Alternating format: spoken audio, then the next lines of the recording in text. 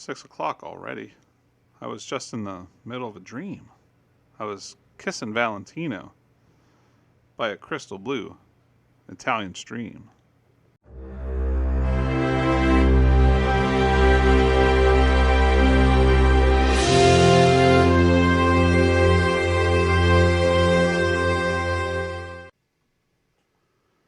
Hello, everybody, and welcome back to the Theater of the Golden Silence podcast. Your tickets have been taken, and the theater is filling up with amorous Italian counts and the ladies who love those Italian counts. So hurry, and find your spot. But before we roll the beautiful silent footage, I just want to remind you to follow Golden Silence Cast on Instagram for the most up-to-date information on this little podcast.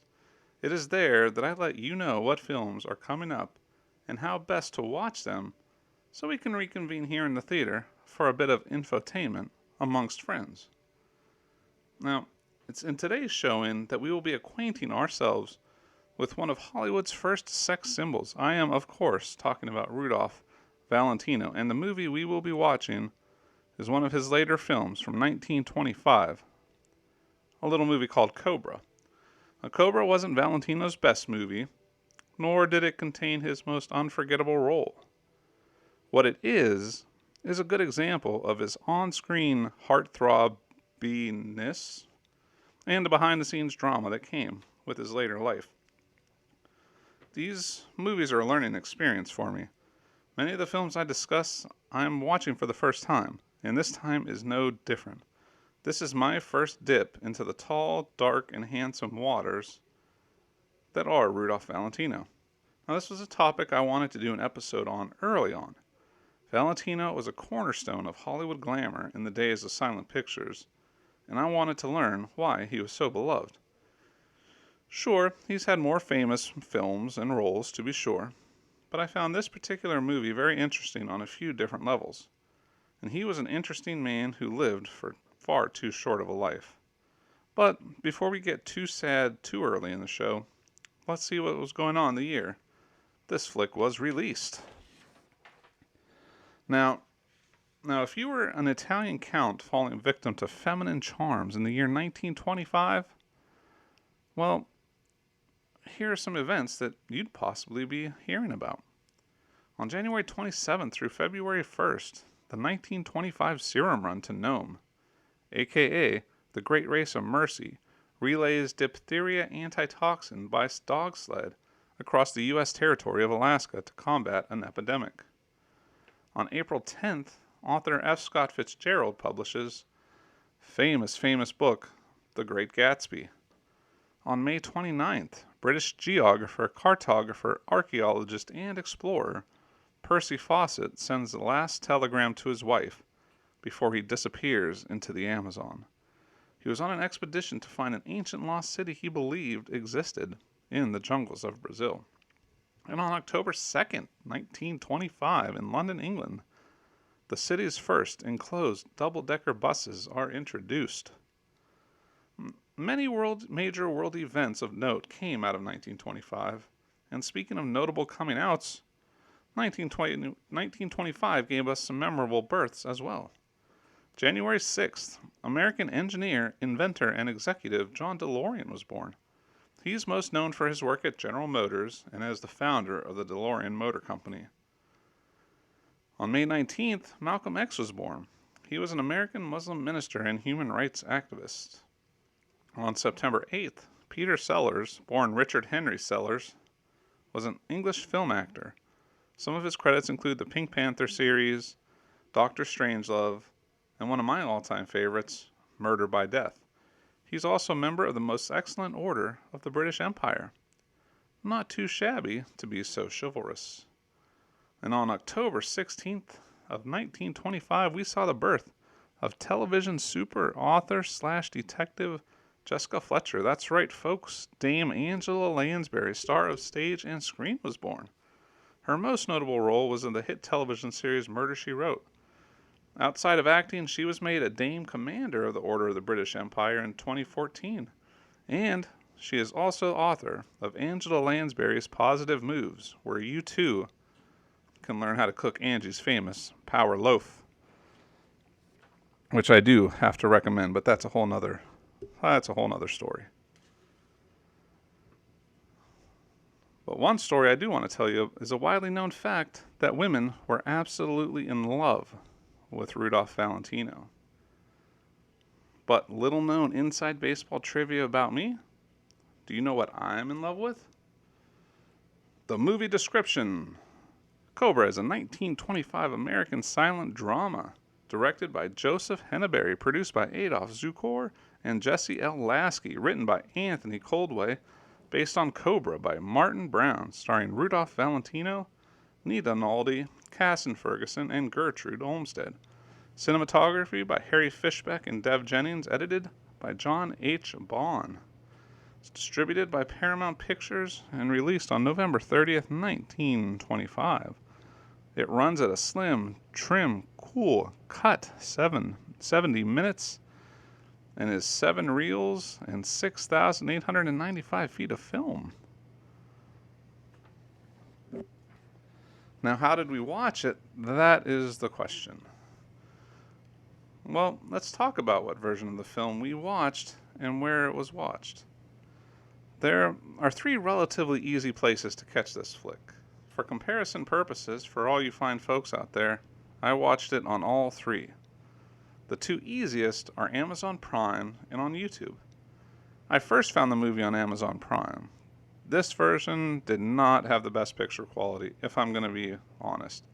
A lot of it was quite blurry, and sometimes the screen was out of whack and the tops of characters' heads were cut off, which I am going out on a limb and guessing is not a artistic choice. But one thing this version did have in its favor was the musical score. It was very good on the Amazon Prime version, even though it is likely not the original, but I'll get into more detail on that later. If you catch Cobra on YouTube, that is a solid life decision on your part. The version I watched here was a step up in picture quality department. Also, if memory serves, the scores were different. And also, the YouTube version had a different opening credit sequence. The Amazon version was very bland title cards, while the YouTube had what I believe to be the legit original opening title cards. Again, I'll touch on this in a bit. Now, let me chat a bit about the third way to watch Cobra. That would be good old-fashioned DVD. The DVD release I watched was released by Alpha Home Entertainment in 2011. This had pretty good picture quality and a good film score. The score was done specifically for this release by Don Kinnear. So, that's a lot of information and a lot of places to see this movie. So, with all that jibber jabber out of the way, let me just give you the Cliff Notes summation of things. If you want the best music, the best one is YouTube, followed by DVD, followed by Amazon. If you want the best picture quality, the DVD version is where you want to go. If you want the best intertitles and dialogue cards, the DVD and YouTube were the best. So basically, Amazon's at the bottom of all 3. So if you can do it on DVD or YouTube, that is the preferred way to see it. Now, this is a movie that thankfully exists intact in various mediums. No need to worry ourselves about missing segments or longer, shorter edits. It's all there, folks. But with all that out of the way, let's dive into the cast and crew of Cobra. First, the only way to start talking about a Rudolph Valentino movie is by talking about the great lover himself. Valentino was born in Castellaneta, Italy on May 6, 1895. The following is courtesy biography.com. Rudolph Valentino was an Italian-American film actor. After immigrating to the United States in 1913, Valentino moved to Hollywood, taking up small film roles until he landed his breakout role as Julio in The Four Horsemen of the Apocalypse in 1921. Idolized as the great lover of the 1920s, he starred in several romantic dramas, including The Sheik in 1921, Blood and Sand in 1922, and The Eagle in 1925. His star status was evident after his sudden death in 1926 at just 31 years old. The actor suffered a ruptured ulcer, causing fans to grieve worldwide. Now, that's just the bare bones tip of the iceberg for Rudolph Valentino. There is so much more than that. You're probably telling me, Stuart, there's got to be more info out there about this Hollywood heartthrob than that you can tell us. I hear your concerns, and I'm going to be a straight shooter on this topic. The reason the info is scanty now is because, spoiler warning, a full Rudolph Valentino biography episode here at the Golden Silence podcast is in the works. In an effort to broaden the informational spectrum of this program, I want to do different types of episodes as well, and a Valentino biography episode is definitely coming up soon. The female lead of Cobra was played by Nita Naldi. She played the role of Elise von Zeal. Long before trying to seduce Count Rodrigo Torriani, she was born Mary Nona Dooley on November 13, 1894, in New York City. According to the New York Times, her dancing was spotted by John Barrymore, who obtained a part for her in the film Dr. Jekyll and Mr. Hyde, in which she starred. That early role really started the showbiz ball rolling on her career, I'd say. Naldi was picked by Spanish author Vicente Blasco Ibáñez for the role of Doña Sol in the film version of his novel Blood and Sand in 1922. It would be her first pairing with Rudolph Valentino. She followed that with a role in Cecil B. DeMille's The Ten Commandments in 1923, and another Valentino team-up in the now lost A Sainted Devil in 1924. After Cobra in 25, she starred in What Price Beauty and the Dorothy Gish film Clothes Make the Pirate. In an interview with the New York Times several years before her death, she recalled her hectic career in Hollywood. The fans, she said, just assumed that I was in real life as I appeared on the screen. Women loathed me. I was warned not to appear on public beaches, and everywhere I went, people used to look upon me as something unreal, like griffins and unicorns. But time, she added, changed that. Women don't seem to hate me anymore, she said with satisfaction. The role of Jack Dorning was played by Casson Ferguson. Ferguson was born in Alexandria, Louisiana on May 29, 1891. Early in his career, he was a member of the Mantell Shakespeare Players before moving to California to pursue a movie career. In 1928, he toured Europe and performed as a singer and actor in London and Paris. A few selected bullet points from his hefty filmography include The Mystery of Number 47 in 1917, The Prince Chap in 1920, Drums of Fate in 23. He also had roles in The King of Kings in 27 and 10th Avenue in 1928.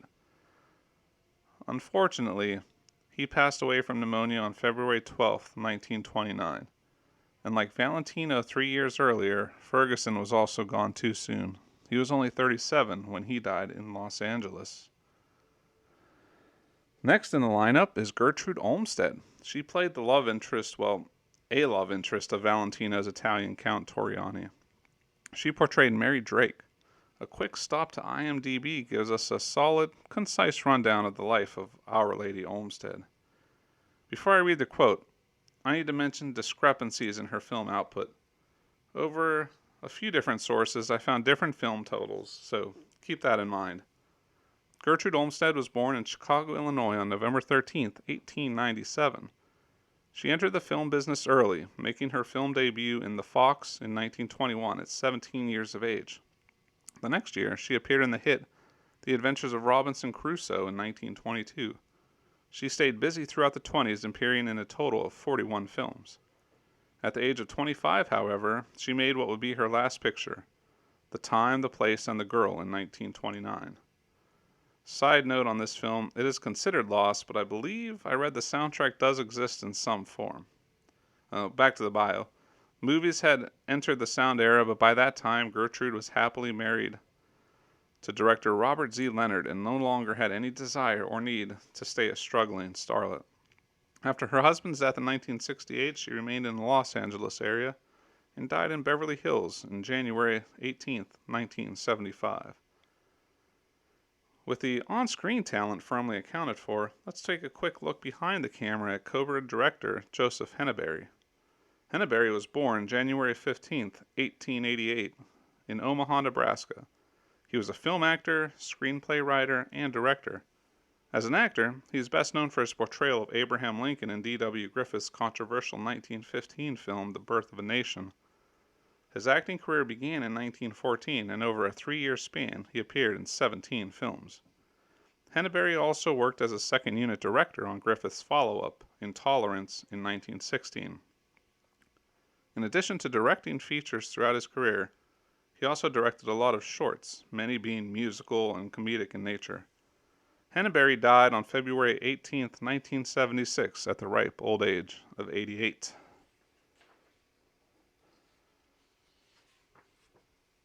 With all that said and the groundwork laid, let's move on to 1925 and the film Cobra. But before we start on the movie proper, let's talk about a series of events that brought this movie to life. If you're into behind-the-scenes drama, this flick has it in spades. These pre-production tales come from an essay by the late film preservationist David Shepard. Cobra was made at a time when every element of the young star's professional life was controlled by his wife, Natasha Rambova.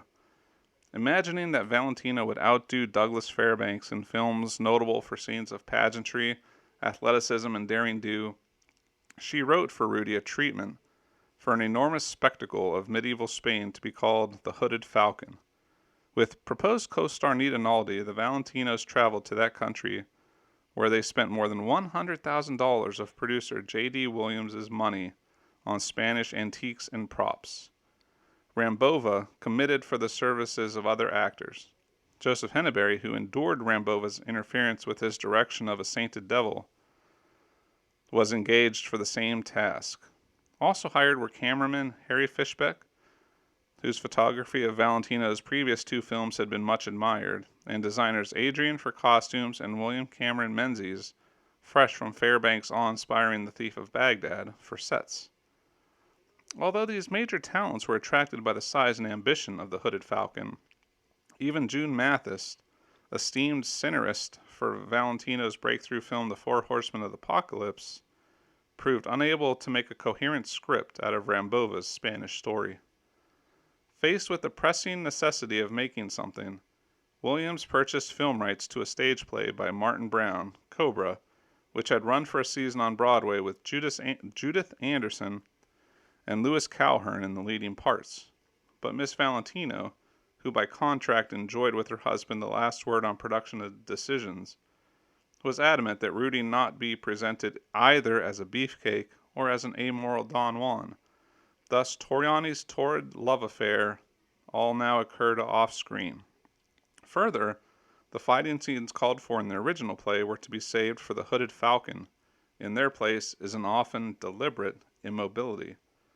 Confronted in these difficult circumstances with a supporting cast hired for a completely different film, and a star who was now to be dressed in a suit and tie with both feet on the ground at all times, Henabery and company attempted with some distinction to make up in visual splendor for the lack of everything else. Menzies' nightclub set was bigger and more beautiful than any nightclub the director had seen in real life, requiring something like 150 lighting instruments to illuminate it. The library of an apartment used for 2 scenes is at least 30 feet high with a wall of leather bindings worthy of the Vatican. Cobra truly represents the visual richness of silent cinema at its peak. At the center of it all is Valentino, charming and photogenically resplendent, but the absence of the other components of the star's appeal made of it in 1925 a complete and awful flop. Now that we know a bit about the origins and series of bad decisions that led to this movie being made, let's see what was actually committed to the screen. That can only mean one thing. The lights are dimming and the opening credits are rolling. Let us enjoy 1925's Cobra, starring Rudolph Valentino. The opening credits begin rolling for Rudolph Valentino and Cobra. Now, we're given the lineup of director, actors, all that good stuff on the Amazon version, at least. Now, a couple things to notice about these opening credits. First, there are different opening credits from the other versions of the movie.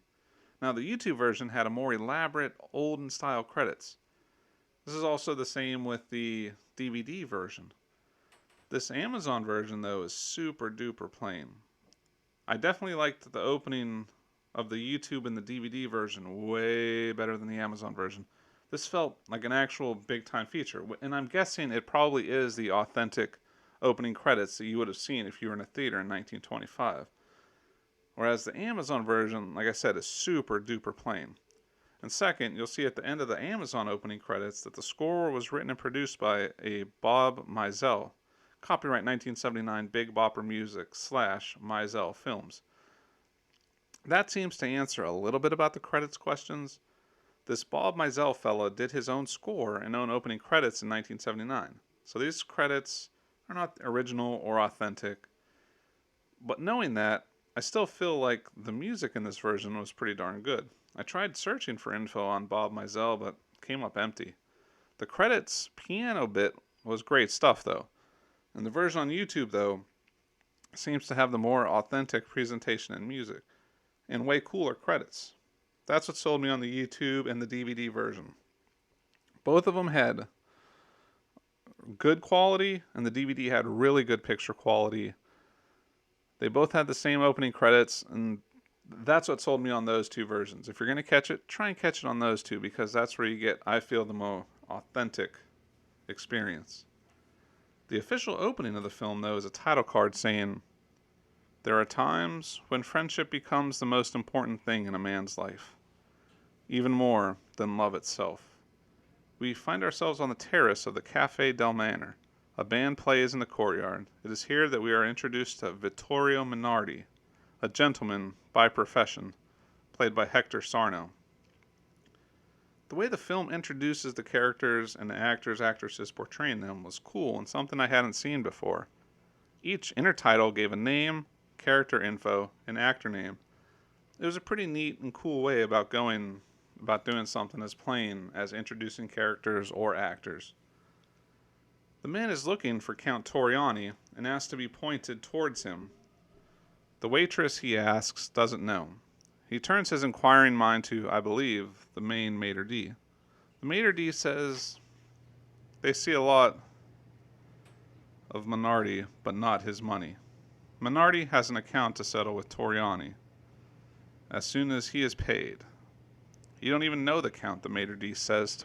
Minardi says that is true, but he knows my daughter, and I have a letter. In scrapes or out of them, there is always something magnificent about the young Count Torriani, Rudolph Valentino.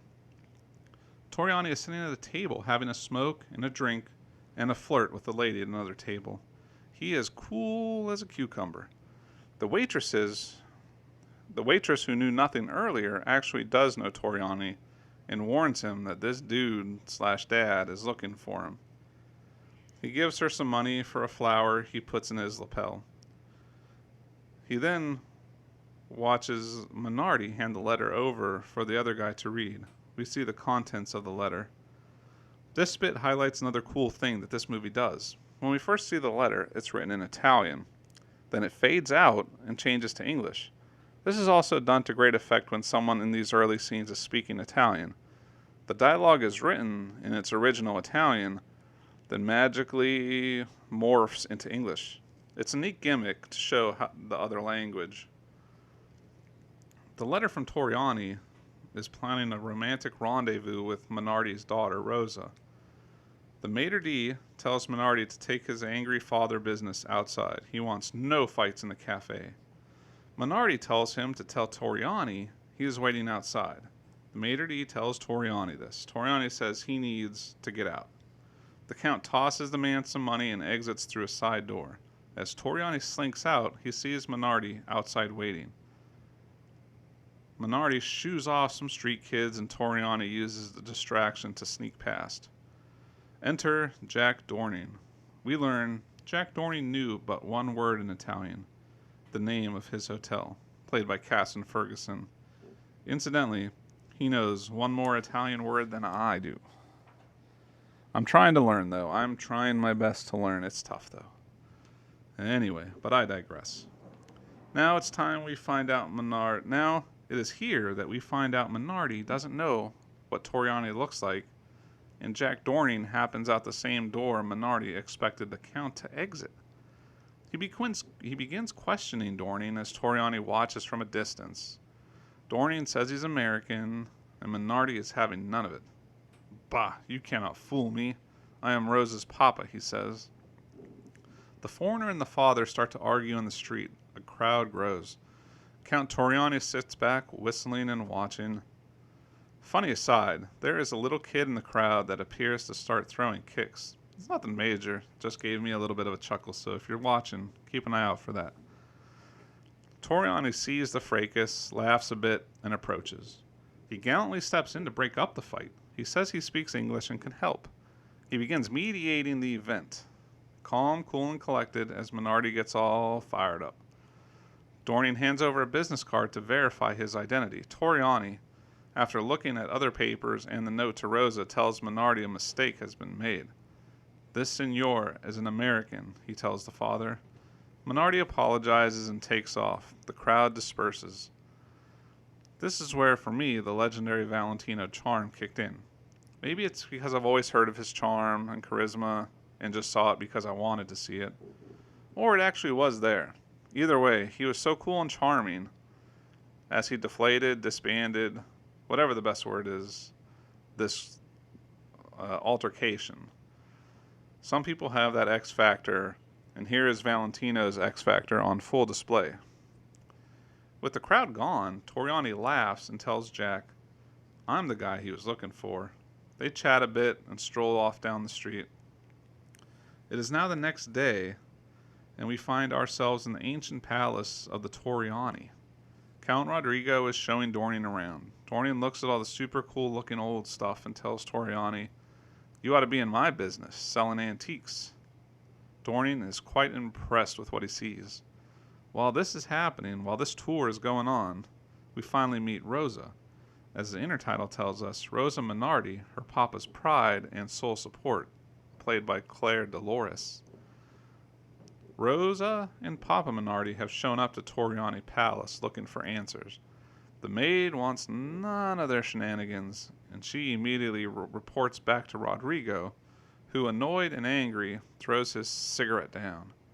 We finally get to the heart of the Count's troubles when he says, women, always women. If only I could get away from them all. Rosa and Vittorio wait anxiously. When Minardi can't wait any longer, he lets himself into the room with Toriani and Dorning.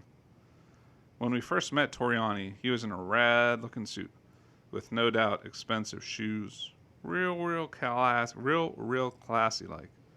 In this scene, he's relaxing in his castle in a tie and dress shirt and a nice sweater over top. Quite the fashion plate, which I could probably learn a thing or two from, which is good this is not a video show.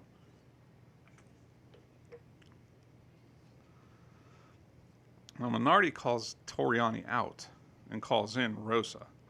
Toriani and Rosa acknowledge one another. Rosa sits herself down, upset. Her father pleads with the Count. He shows Toriani the letter to Rosa. Toriani, at this point, is super over this whole thing. He is a man who lives in the moment while his amours want commitments. Toriani, he is not a commitment kind of guy. He offers the Minardi an antique chalice, but Minardi wants cash to leave him alone.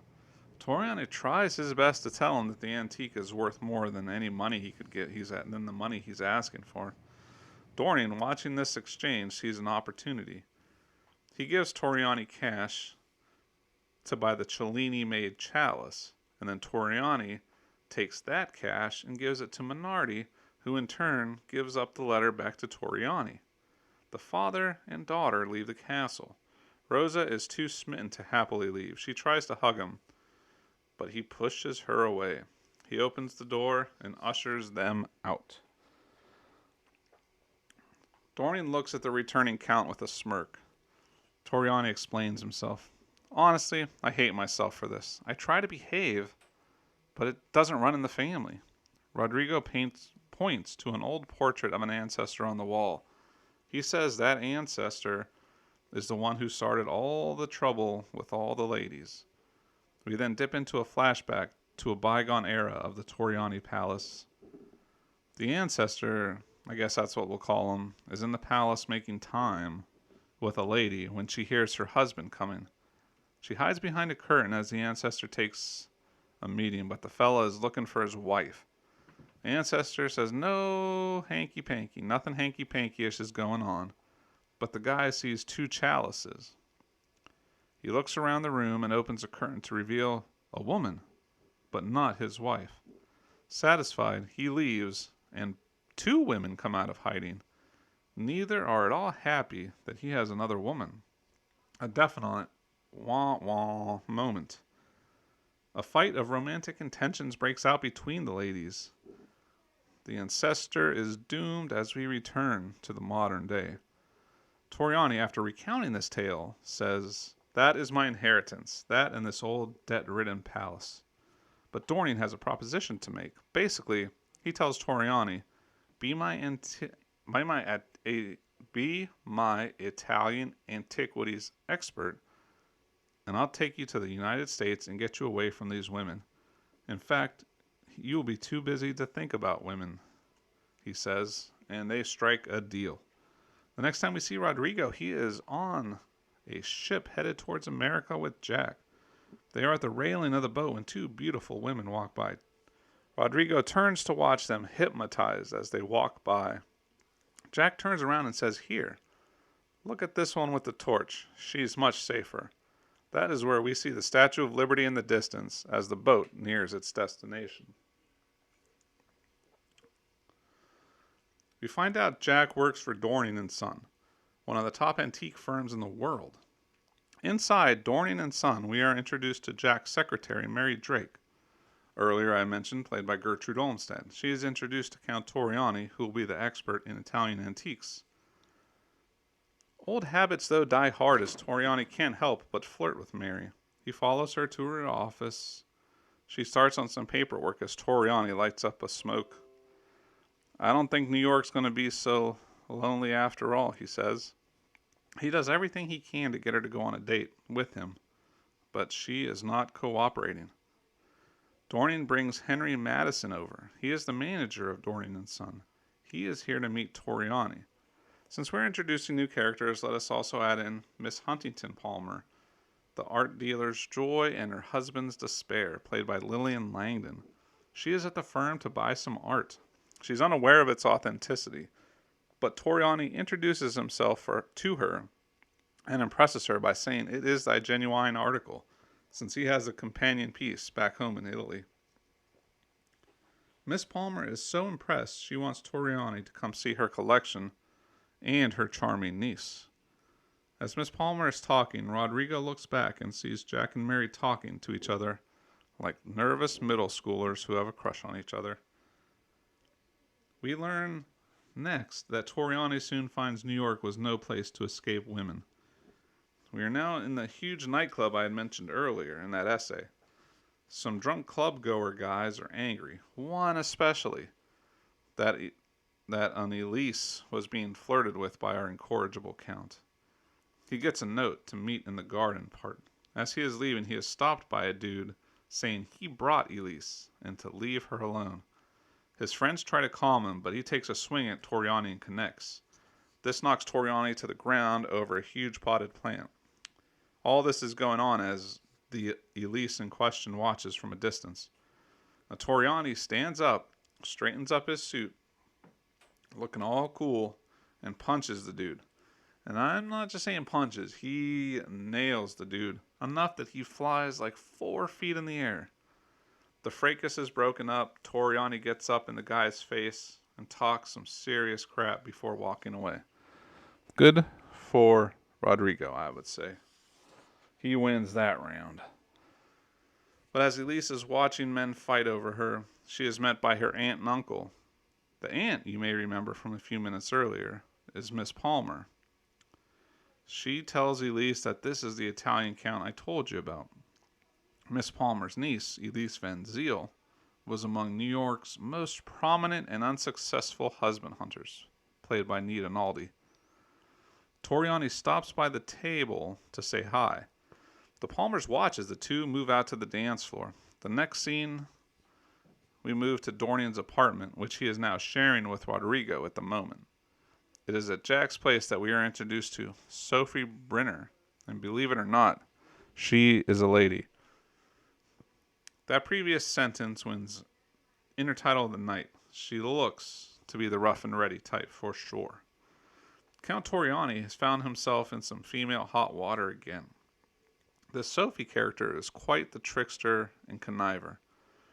She tells Rodrigo she won't leave without getting paid. He says he doesn't have the money, but he really needs her to leave. He is expecting people over for tea.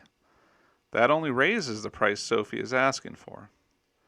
Jack hears the commotion and comes out, and he asks if there's anything he can do. Sophie says Toriani said he owed her $1,000. Jack asks her if that amount will remove all obligations. She replies, "Listen, kid, $1,000 will remove almost anything." Toriani hates that she is benefiting as Jack cuts her a check. "You've certainly got a lovely gentleman friend," she says to Rodrigo as she leaves. The two guys have a bit of a heart-to-heart. Jack knows Rod is a good guy, but he just can't help himself. Toriani looks at two antique statues on either a table or a piano, I couldn't really tell. But one of the statues is a lion, and the other is a cobra, poised to strike. If you haven't seen the movie, you can see these statues on some of the movie posters for Cobra. There's also a picture on the Golden Silence podcast Instagram page if you want to check it out. Where if you want to see these two statues, they are there. It's a pretty cool scene. Check it out if you haven't watched the movie. Toriani tells Jack, "Women fascinate me, as that cobra does its victim." He follows that with speaking to Jack. "You don't know how lucky you are. To you, all girls are like Mary Drake, just pals." Rodrigo takes a call, letting him know that Miss Palmer and her niece are here for tea. Toriani, just having had some deep talks about relationships and troublesome women, doesn't want to do this tea date. He tells Jack to take his place. "Tell him I'm sick, dead, anything." Jack won't allow it and runs off to change his clothes into something nicer, as Elise is brought in. Her aunt is running late, she says, but Elise will wait. She senses that Rodrigo is off and says he isn't happy to see her. In this encounter, Toriani is being quite standoffish. She compliments him on the apartment and everything in it. He says it all belongs to Dorning, even the car he drives, all Dorning's. He then does all he can to put over Jack Dorning to her. Jack, now in a tux, comes back downstairs and greets Elise. She tells him how amazing his stuff is. Elise says her auntie can't make it, so she needs to leave. Jack offers to have Toriani take his car and drive her home, but she's seen him drive and it's a bit too intense for her. Instead, Jack takes her home. Rodrigo laughs as Jack runs out and turns his attention back to the Cobra statue. It morphs into a beautiful woman in a sequiny Cobra outfit as the scene ends and fades out. Before we move on too much further, I thought I would talk a little bit about the sets on this film. Basically, they are top-notch. Everything from the Italian scenes to Dorning and Son to the apartment and the nightclub, they all feel huge. Everyone feels big and big budget. And they are all filled with many little details. I wish the film was a little more high def so you could really see some of these little touches that they put in there. But definitely a high mark of the movie. Time has passed, and we're back at Dorning and Sons inside Rodrigo Toriani's office. He's reading a telegram saying that last night Jack and Elise were married, and according to her wishes, it was kept quiet, and Rodrigo is the first to know. Rodrigo has a good laugh at this news as Mary enters his office. She reads the telegram and is heartbroken. She definitely had feelings for Jack, but shoves those feelings deep inside and puts on a happy face. Isn't she lucky? Mr. Dorning will make her very, very happy, she says. Now, Toriani says that isn't what any husband should do. Toriani says that is what any husband should do. Mary responds, such a speech from you? If you stay in America long enough, we'll have you really educated. And she leaves the office with a glance back at Rodrigo. We are now told, at the end of a year, Jack Dorning still believed that he was the luckiest man in the world. I have a bad feeling about this going forward. Might be a little foreshadowing, but let's continue the movie. Jack and Elise are at home. Jack is fiddling with what I believe is a radio. The phone rings, and he answers it. It's Rodrigo. He tells them that they just finished an estimate for decorations on the Philadelphia job. Jack says he will take it with him to Philly tomorrow night. We see a sly look on Elise's face when she hears this. After hanging up, Elise asks if everything is okay with Rod. He hasn't been to see them in ages. Jack says he's just working too hard. He's in charge of all the contracts now. Besides, Jack says, he's a young bachelor and we're just an old married couple.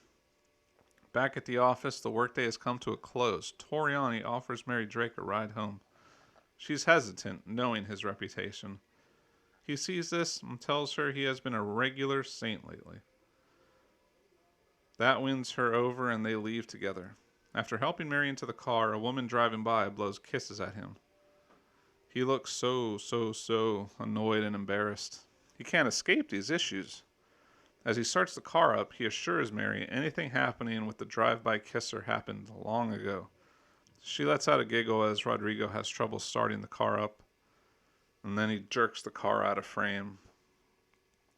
The next day, Rodrigo thought he had found a new joy in his work. He's getting along with Mary famously, going over receipts and TPS reports, presumably. Elise walks into the office and sees the smiles as Mary and Rod work together. Mary leaves, and Toriani and Elise greet each other. She says she understands why he hasn't been over to see them lately, and that reason, she thinks, is one Mary Drake. He replies, no, you are mistaken. Miss Drake is not interested in me, though I wish she were. Elise says she can't believe he can be serious about one woman. Toriani leaves the office with Mary Drake and Elise alone. Elise uses the moment to mess with Mary. She says she is good and all, but one woman can't be enough for him. She sees that the two of them have a thing, but she wants Toriani, so she is planting those seeds of distrust and paranoia. But Mary acts strong and says she doesn't like him in that way.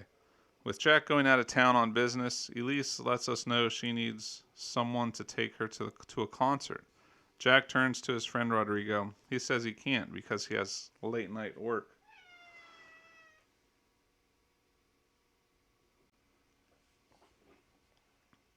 With Jack and Elise gone, Toriani brings Mary back into his office. He tells her he called her in not as a secretary, but as a friend.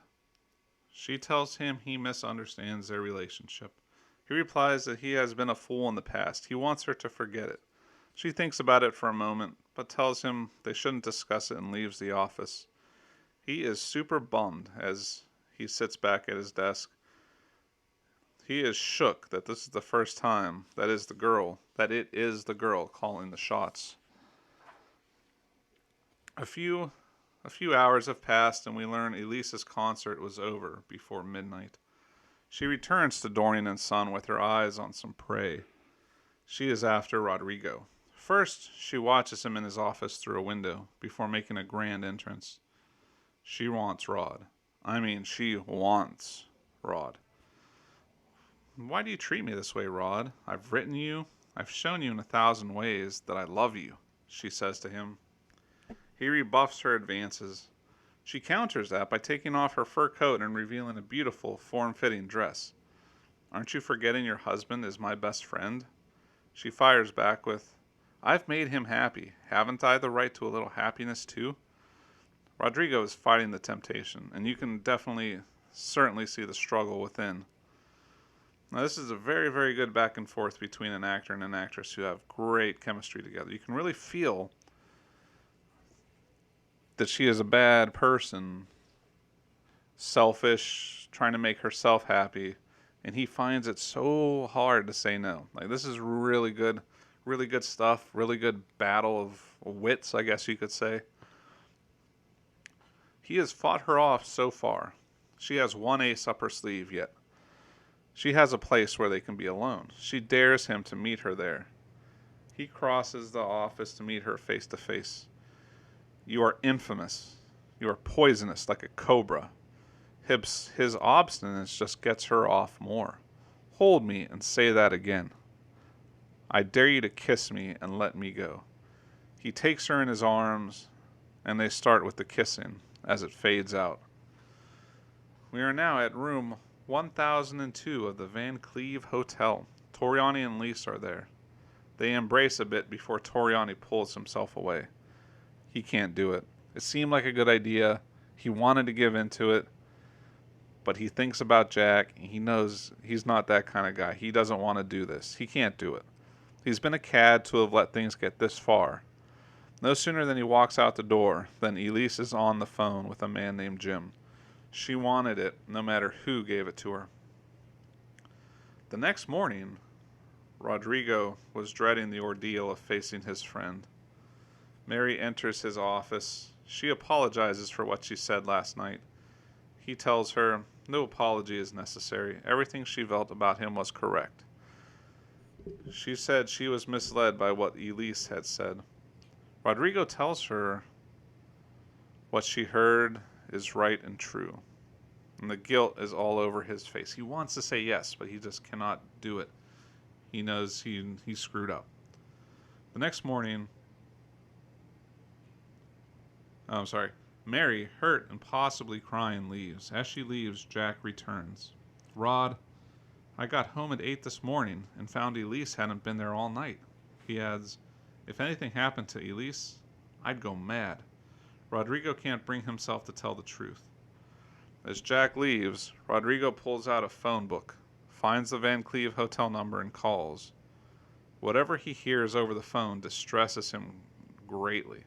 Rodrigo gives some money to an employee to go get a paper, and Jack still can't find any trace of her. Where can she be? He asks. Rodrigo tells him not to worry. Don't worry, man. I'll find out. I'll find something. I'll find out where she is. Rodrigo paces around. We still don't know what is freaking him out so much. Or do we? With Jack away, the guy returns with a newspaper. Rodrigo flips through the pages with urgency. He finds an article he was looking for. It says, Van Cleve Hotel burns. Early morning fire claims 2 unknown victims. Complete destruction prevents possibility of identification. We now know the fate of Elise and her lover, the mysterious Jim. Shock covers Rodrigo's face. Rodrigo's one desire was to confess everything to his friend, but he dared not tell Jack what sort of woman the wife he adored had been. We have returned to Jack's house. Rodrigo watches from a distance as a doctor examines him. Jack looks to be in terrible shape, mentally and physically, from the missing wife ordeal. The doctor warns that Jack must be watched closely. He is nearing a nervous breakdown, and the slightest shock could break him. Rodrigo consoles Jack, who asks if any news has been found. The heartbreak just pours down Rodrigo's face as he pauses for a moment and says, Nothing. I found nothing. If Rodrigo told Durning the truth, it might kill him. Meanwhile, day after day of suspense was nearly as fatal. All of these segments were incredibly well done, from the staging to the directing and to the acting. Especially the acting, though, I gotta say. As Rodrigo Toriani, Valentino is killing it here. The emotional work he is doing is top-notch. You get the sadness, the guilt, the whole emotional shebang. He truly is gutted about the decisions he's made, about the consequences he'll face. It truly is a no-win scenario for him. But back at the office, Mary has set up an arrangement of flowers. We found out some time has passed from Miss Drake. She says, "Isn't it great that Mr. Dorning is doing so well now? He could never have done it without you." A saddened Rodrigo looks away. "You give me more credit than I deserve," he replies. Mary consoles him as he fidgets with one of the flowers. Jack enters the office for the first time in a long while. Mary was right. He certainly looks to be doing better. Mary says something to him and leaves. As she closes the door, that leaves Rodrigo and Jack alone, together. Jack cuts straight to the chase with Rodrigo. "I've discovered the truth about Elise," he says. The heartbreak on Jack's face is clear as day. Rodrigo doesn't quite know how to proceed. He remains quiet as Jack continues. "Yesterday, I went through her papers for the first time and found letters to Elise from other men." Rodrigo is, I'm guessing, shocked. As though he knew not her proclivities, Jack adds that he now knows that she frequented the Van Cleve Hotel. Jack, slowly turning his gaze to Rodrigo, he says, "I also found a letter from you, refusing the love that she offered you." Shame and heartbreak spill out of Rodrigo as Jack consoles him. Rodrigo's guilt finally comes flowing out. "But you don't realize it was I who took her to the Van Cleve the night she died. I tried to tell you." Jack accepts that Rodrigo was trying to keep an ideal alive that never existed in the first place. Rodrigo says he must leave, but Jack responds, "We must both forget. Go away for a while to Italy, but come back." We then learn his absence abroad had taught Rodrigo that there is no grief a man of courage cannot conquer in time. Rodrigo returns to Dorning and Son, where he is reunited with Mary Drake. He says he is glad he wasn't entirely forgotten. He is surprised to find out from another employee that Jack and Mary have a thing going on now. Rodrigo is sad for himself to learn this bit of news. He composes himself and walks into Jack's office where the two friends reunite. They both talk about Mary. Jack says that she means a heck of a lot to him. Rodrigo asks if it's serious.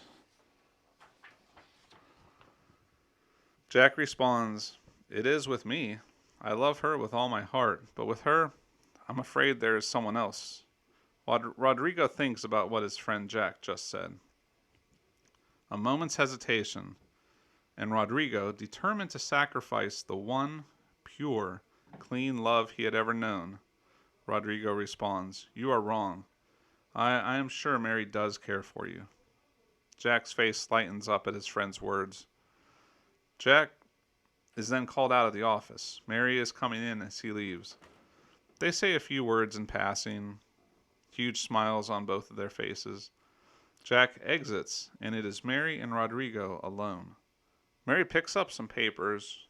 Rodrigo asks her what she is doing to Jack. Rodrigo has never seen him so happy. Mary responds, "Why shouldn't he be happy? Everyone loves him." She also comments that Rodrigo seems changed from his time away. He says he had the time of his life. In fact, he met this cute little blonde on the boat. His heart breaks as he says this. He is basically committing relationship suicide on his part, so Mary will have no want or feel she wants to be with him. He is making himself look like a jerk so Mary can get over him and give all her heart to Jack. This is a super sad moment that we learn Rodrigo really did change in some form. He's making a romantic decision that will hurt him, but is for the best. Possibly. These emotions really come through in Valentino's performance, and Gertrude Olmsted really played this scene perfectly as well. Rodrigo continues telling her things that make him look like a cad still. He wants no doubt left in her mind that he is no good. She responds, "You really haven't changed at all." Rodrigo responds, "Of course not. I shall never change." Now it's in this moment that Mary, disappointed, turns away from Rodrigo. When she turns, he puts his hand out to hold her, but he knows that he can never be with her and he pulls it back. His heart breaks for a second. It's like the episode of The Simpsons where Lisa breaks Ralph Wiggum's heart on national television, and Bart keeps rewinding and pausing at the exact moment of the most pain. This moment in Cobra really made me think of that. As he pulls his hand back, he starts laughing and getting back into the character of a womanizing jerk. As he leaves the offices, he opens the door and turns back to Mary. He says, "Please tell Mr. Dorning that I will not be back today." With super mega sadness in his being, Rodrigo turns and closes the door behind him. We are now back on an ocean liner with Rodrigo Toriani. He stands at the railing with one of Mary's flowers in his hand. He crumples it up, letting the petals blow out to the sea. He puts his face into his hand as we watch the ship sail away. And that is the end of Cobra. Now, let me give you some overall impressions of the movie. Now that the movie's over, let's talk about it a little bit. I felt this was a pretty darn good movie, and it left me excited for what is yet to come.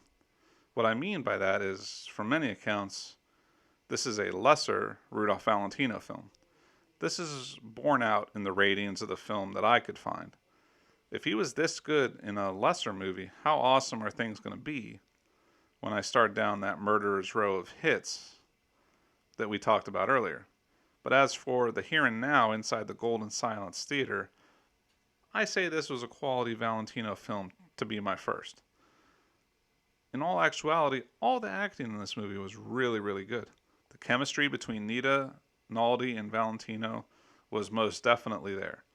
You can see they have their past performances together to build on for Cobra. It was in Valentino's scenes with Gertrude Olmsted, aka Mary Drake, that carried with them an innocent, awkward teen love vibe that sold me on them and ultimately made me sadder when Rodrigo had to sacrifice that love. The directorial side of the pitch was a highlight for me as well. The way sets were filmed made everything look so imposing. I was also a great big fan of the opening segments that took place in Italy. The way the dialogue transitioned from Italian to English was a really cool touch that I haven't seen in a movie before, unless my terrible memory is forgetting something. I was also digging the little flashback that was snuck into the opening bit of the film. It gave me a laugh and was something I wasn't expecting. As a director, Joseph Henabery did his best to make a sedentary movie look more impressive than it actually was. This leads to my biggest complaint. This movie definitely felt like a play. Since it originated as a play, that's no surprise. I mean, I figure after watching this movie, you could basically do a shot-for-shot remake of this movie on the stage, and almost zero would change. But how do others see this film? On Rotten Tomatoes, Cobra received a 50% rating. On IMDb.com, it got a 6.3 out of 10. And back in 1925, 95 years ago, the New York Times was not a big fan of this movie at all. On December 7th, 1925, movie reviewer, newspaper writer Mordaunt Hall wrote, "The original theme of Martin Brown's play Cobra, having been written for a woman star, obviously puzzled the picture makers in their efforts to twist it into a virile vehicle for Rudolph Valentino. Therefore, this main idea receives but scant attention in the screen version, the narrative of which, as it is unfurled, is moderately entertaining until the director and his henchmen decide to include a fang or two of the poisonous reptile. It then becomes quite absurd, and the accompanying captions assist in the general decline." Yeesh. Apparently he was not a fan at all. And you, in general, when you're doing a job, you don't want to be called a henchman. So, yeah, he did not like that. But what did you guys think of Cobra? Did you like it? Did you hate it? Was Rudolph Valentino still doing great work at this point? Or was his best stuff before him? Let me know on Instagram at Golden Silence Cast what you guys thought. I love hearing your ideas and your comments. Now, with the lights coming back up, don't forget, the show is not over yet. Before we lay this episode to rest, it is time to find out where your favorite Silent Age stars are laid to rest. This is the segment where we join our beloved matinee idols on the other side of the cemetery entrance. The history, the art, the celebrity spectacle of cemetery exploration converge in Where Are They Now? Your guide to paying your respects to the stars who entertained us so. Last episode, I gave you all the short end of the stick on this segment, and I have felt guilty about this the whole time. In order to finally clear my conscience and sleep a full 8 hours, I will be giving you fine folks two for the price of one. The old 2-for-1 special, if you will. First, we will be visiting with Elise Van Zyl herself, Nita Naldi. Naldi spent her final years in New York City, where she died of a heart attack in her hotel room at the Wentworth Hotel on February 19th, 1961. About 3 months after her 66th birthday. She was buried in the family plot at Calvary Cemetery in Queens, New York. Now, Calvary Cemetery is a Roman Catholic cemetery in Maspeth and Woodside, Queens. With about 3 million burials, it has the largest number of interments of any cemetery in the United States. If you find yourself in the neighborhood, stop by and pay your respects. Nita Naldi is located at 1st, Section 1W, Range 5AA, Plot 13-14, Grave 5. And if you're in Hollywood, stop by 6316 Hollywood Boulevard and salute Nita at her star on the world-famous Hollywood Walk of Fame. Gertrude Olmsted is part 2 of this special doubleheader. She passed away in Beverly Hills on January 18th, 1975. While Nita remained on the East Coast, Gertrude was interred at Glendale's Forest Lawn Memorial Park Cemetery next to her husband. Her exact location is the Great Mausoleum, Memorial Terrace, Sanctuary of the Vespers, Mausoleum Crypt 5231. Her and her husband have simple nameplates located on the bottom right if you are standing right in front of the crypts. And it is with that, it is time to close up the Golden Silence Theater. Before we part, remember to hop on Instagram and check out Golden Silence Cast. Let me know what you think of the show. Let me know what movies or topics you want to see next. Also, remember to rate and review the show if you're listening on iTunes. If you like the show or don't, I want to know. I hope you guys like